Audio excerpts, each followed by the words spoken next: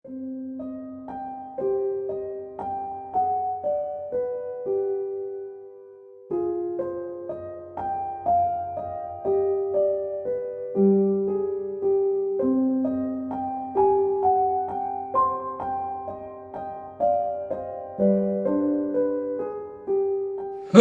selamat malam. Kembali lagi di Kumis Podcast bersama gua Alda dan gua Andri. Anjir, Nal. Ini bau-bau melati. Melati ya dari kemarin ya, bau melati terus. Bau kunti. Ya, ada kunti lewat kayaknya. Kunti. Nama Monora tapi terkenal. Lebih ngerikan ya kunti lagi. Ciao. Oke lah. Sekarang tuh kita mau ngapain nih? Ya, kita akan menyuarakan lagi. Nah, Dan ada ya cerita dari Gmail tuh. Udah gua lihat dan ini yang terpilih untuk diceritakan langsung pertama lah ini. Soalnya emang sangat menarik lah. menarik banget. Coba Nal, itu mana laptopnya, Nal? Dikenahin dong, lu jangan Ya, naik dijual. Nah, ini tuh dikirim sama Ibu Risma dan Bapak Julfikar.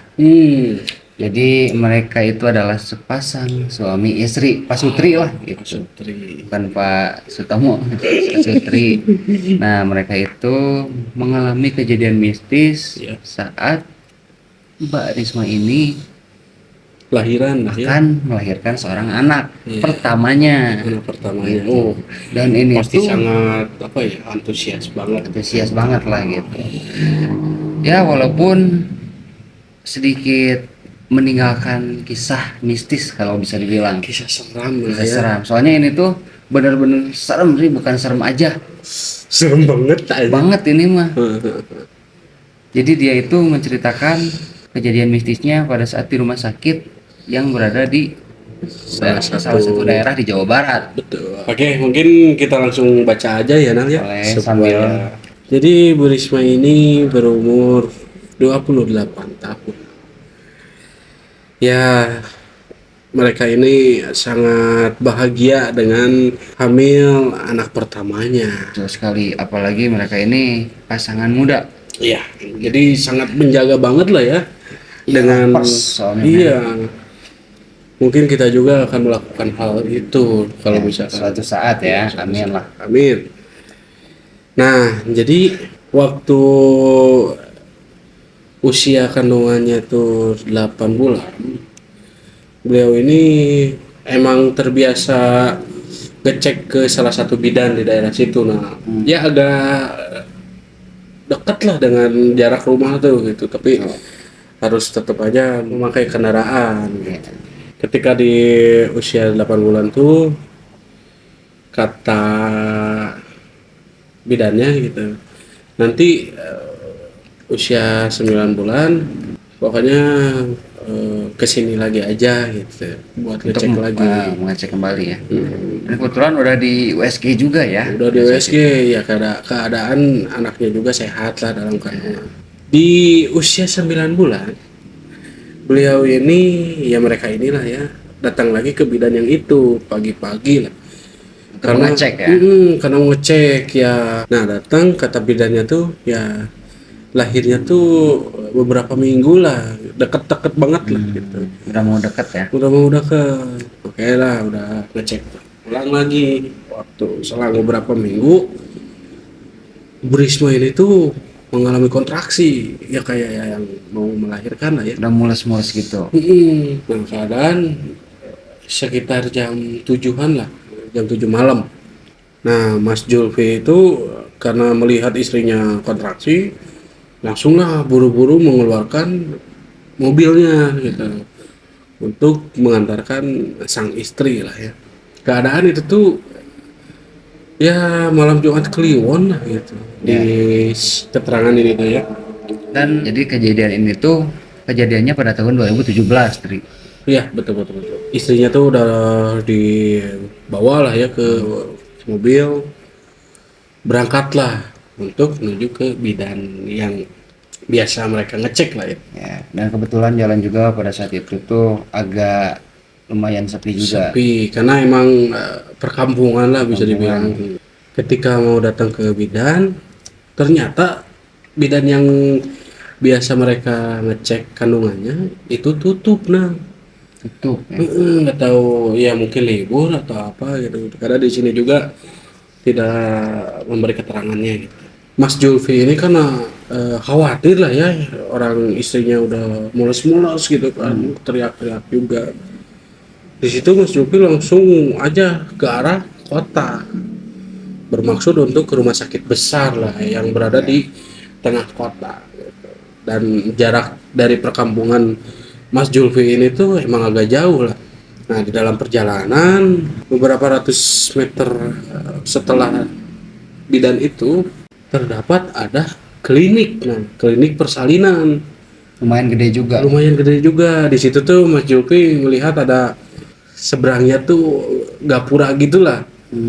Cuman nggak jelas lah ya karena udah malam juga. Malam.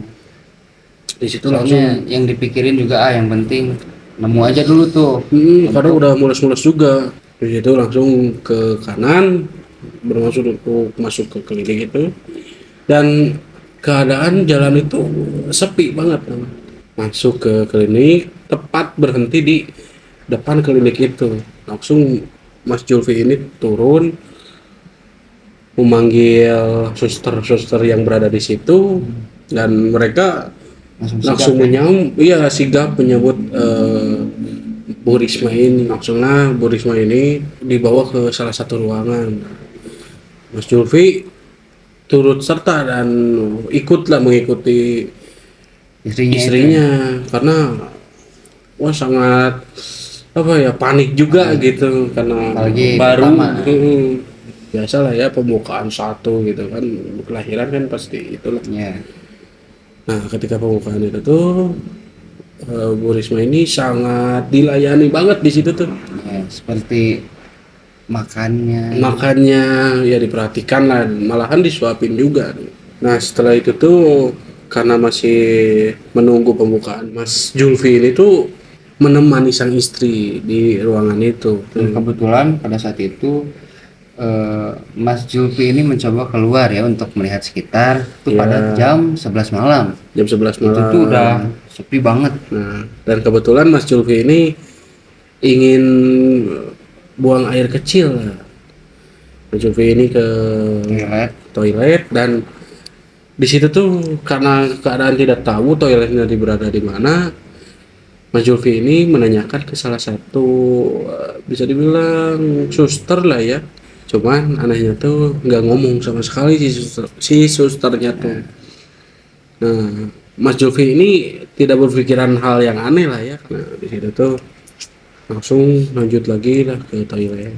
Ketika berada di toilet, di situ tuh Mas Julfi kayak mencium aroma udah kebakar gitulah, nah kayak bau hangit lah gitu, bau tutung gitu kan. Nah, di situ tuh mungkin cuma perasaan aja gitu. Di situ udahlah Mas Julfi ini kencing. Nah, di situ Mas Julfi udah selesai, langsung lah biasa cuci tangan. Ya. Nah, di situ tuh Mas Julfi kayak mendengar seseorang yang meminta tolong lah di situ tuh. Dan suaranya tuh tepat di pinggir sebelumnya Mas Julfi pipis gitu. Ya, di sebelahnya ya. Di sebelahnya. Jadi kan kayak sekat-sekat gitu kan. Ya, toilet sekat gitu.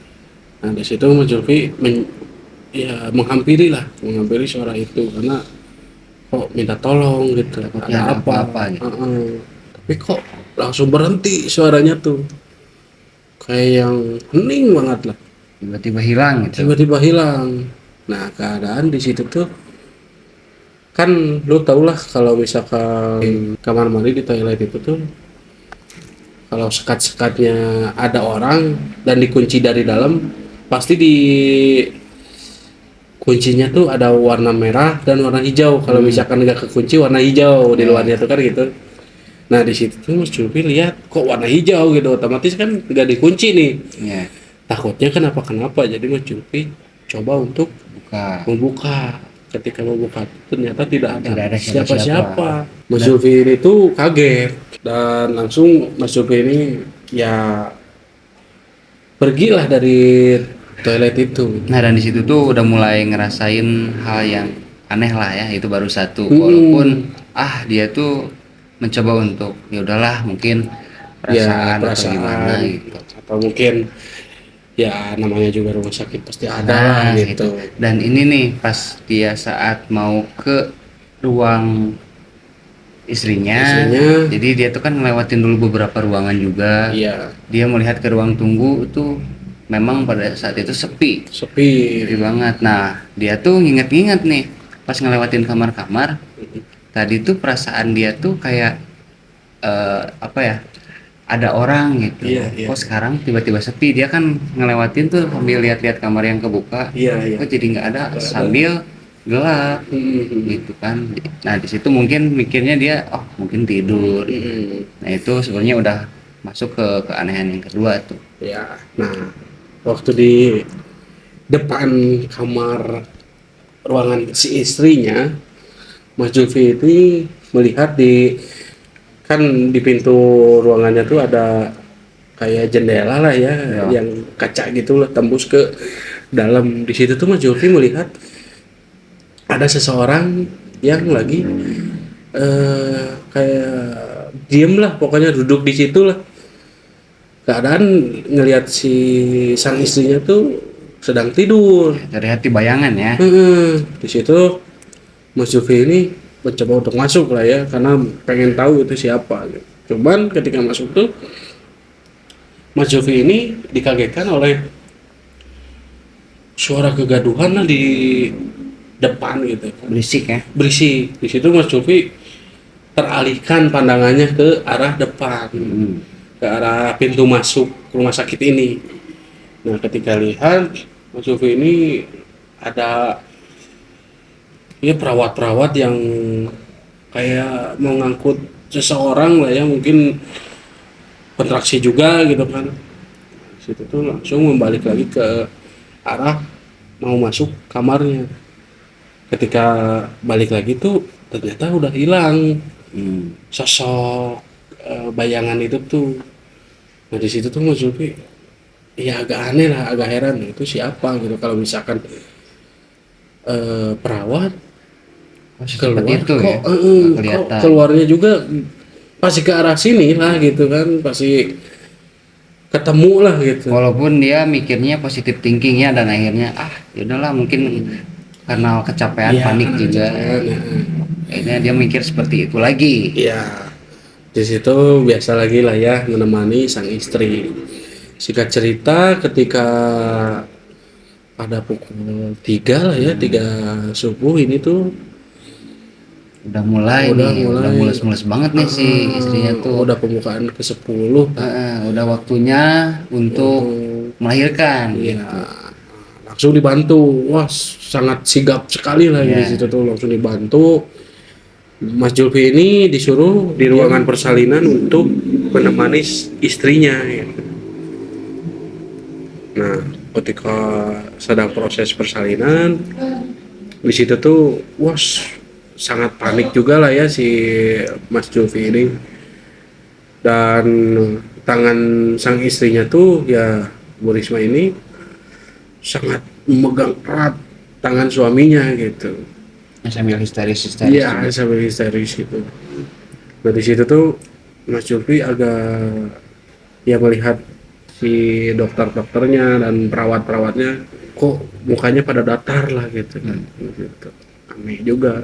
Ketika sudah selesai keluar sang anak pertamanya tuh, di situ dokternya menghampiri Mas Zulfi dan bilang untuk segera membereskan biaya administrasi. Nah, adalah Mas Zulfi ini menuruti apa kata dokternya, karena melihat keadaan sang istri juga udah mulai aman lah gitu, udah selesai. Ya, dan bayinya juga itu udah di udah di pangku juga. Iya, udah dipangku sama dokternya gitu. Mas Zulfi ini ke bagian administrasi untuk membayar ya administrasi ini. Mas Jufi ini lihat susternya tuh datar banget mukanya. Nah di situ tuh Mas Jufi mikirnya mungkin emang susternya jutek mungkin kan, nggak tahu kenapa gitu. Nah, langsung Mas Jufi ini menyelesaikan administrasinya di situ. Udah selesai, kembalilah Mas Jufi ini ke ruangan persalinan. istrinya. Ya.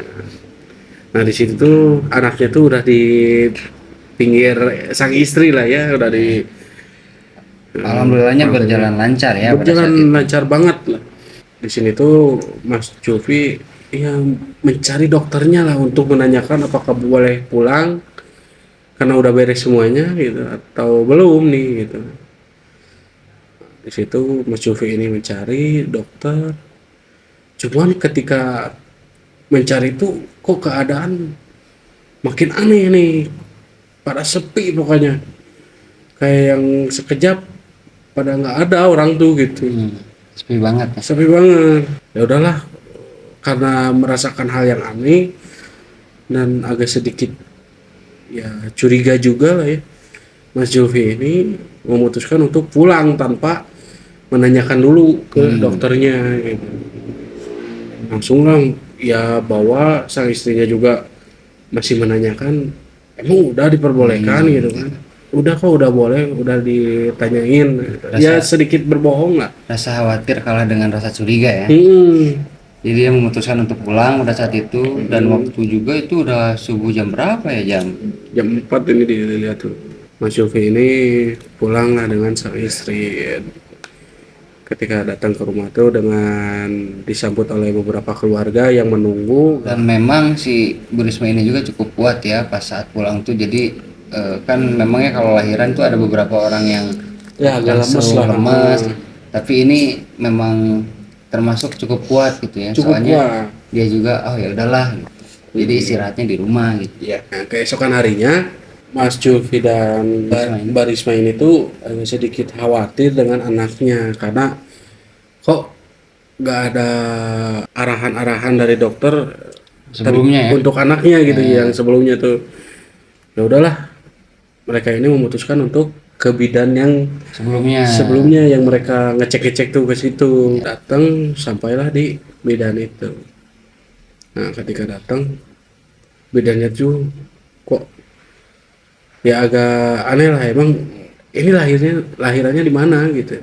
Nah di situ tuh Mbak Risma dan Mas Julfi ini yang menjawab lah ya, melahirnya tuh ada tuh di klinik itu arah ke kota.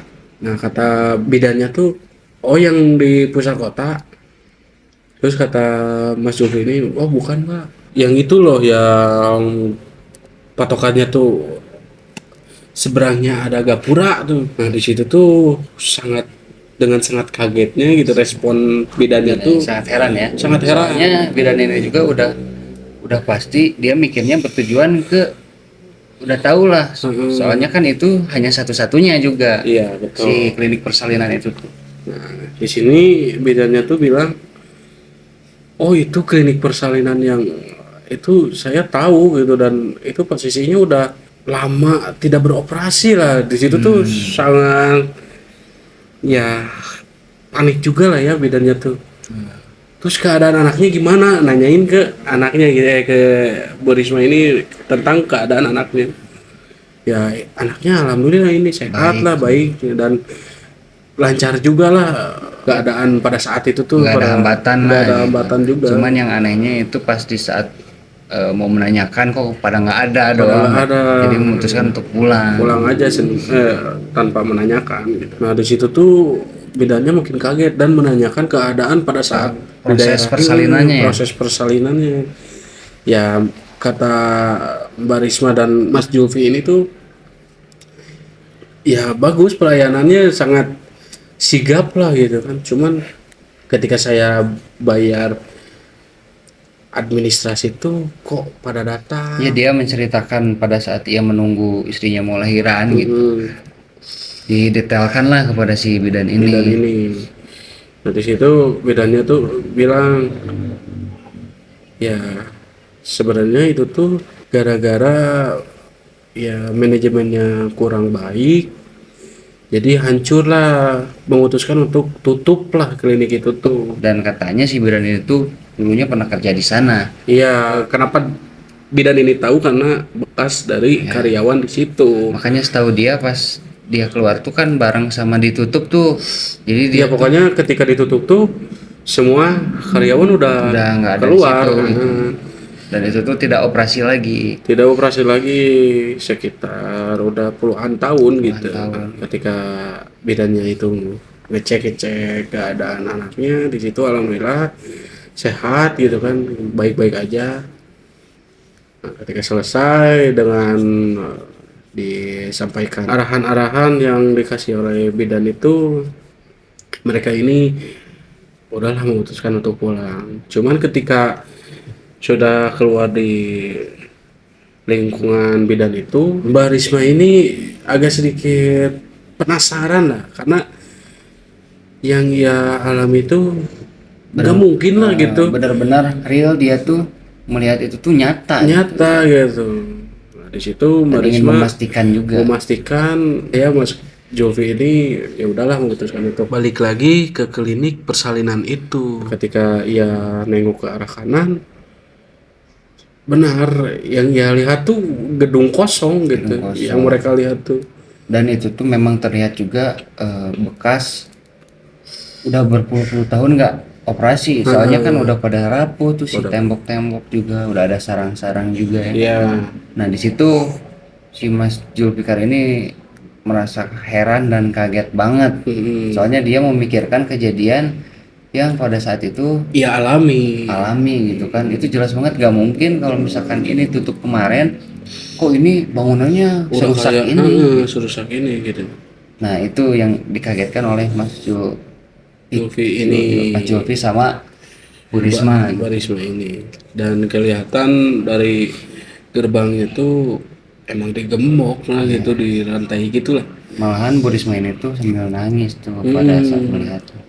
Karena ya emang shock lah ya, wah gimana ya, gua juga kalau Soalnya mikirnya ke anaknya ya, masih diberi keselamatan gitu. Dan nggak tahu pada waktu itu siapa tuh yang membantu pas Iya. seperti itu. Dan malahan Mbak Risma ini kenapa kaget ya, karena sempat disuapi makanan lah oleh para perawat di situ. Dia dilayani gitu kan. Iya, sangat dilayani Dan lah. ia berpikir tuh, aduh berarti itu kemarin siapa ya pada saat Dan apa yang Mbak Risma ini makan gitu. gitu. Tapi alhamdulillahnya sih keadaan anaknya sehat lah ya. Dan Barisma juga sehat. Sehat. Itu yang mereka bersyukur gitu. Ya alhamdulillah ya, dengan apa yang mereka alami, alhamdulillahnya dengan keadaan sehat lah ya anaknya, Barismanya gitu. Tapi maksudnya tuh ada untungnya gitu, tidak terjadi hal yang tidak diinginkan gitu. Iya betul. Nah itu juga sangat kuat banget gitu. Setelah mengetahui kejadian itu, Mbak Risma sama Pak Julfi ini tuh ya bisa apa ya, menerimanya itu dengan kuat gitu kan. Padahal syok itu pasti lah saat mendengar bahwa rumah sakit itu terbengkalai. Dari bidannya gitu, yang jelas-jelas bidannya tuh bekas karyawan di situ gitu. Dan dia keluar pada bebarengan saat tutup tidak operasi rumah sakit itu kan. Ya mungkin apa yang mereka alami tidak menjadi dampak yang negatif lah untuk tapi yang terpenting ya anaknya sehat lah. Iya betul. Ya pokoknya untuk Mas Julfi dan Mbak Risma ini sangat-sangat berterima kasih lah kita, karena udah mau mengirimkan ceritanya ke Kumis Podcast. Dan ada doa juga dari kami buat Mbak Risma dan Mas Julfi ini semoga sehat selalu. Dan anaknya juga katanya sekarang udah gede ya. Udah gede. Semoga ya lancar rezekinya dalam keluarganya gitu. Amin. Semoga tidak ada hal yang tidak diinginkan terjadi lagi gitu. Iya. Amin. Ya mungkin segitu aja lah ya, cerita episode kali ini yang sangat-sangat menyeramkan lah. Untuk kawan kumis, jangan lupa support terus channel kami dengan cara subscribe, like, and comment, and share. share ke keluarga kalian, ke siapapun, saudara-saudara kalian, boleh banget ya. Boleh, Ditunggu banget buat kalian juga yang ingin mengirim ceritanya ke Kumis Podcast, bisa di DM atau di Gmail aja. Gmail aja, betul. Pasti ada di deskripsi nanti. Iya, betul. Oke, mungkin segitu aja dari kami. Kami Kumis Podcast undur diri. Saya Andri. Saya Alda. Tunggu kami di episode Berikutnya.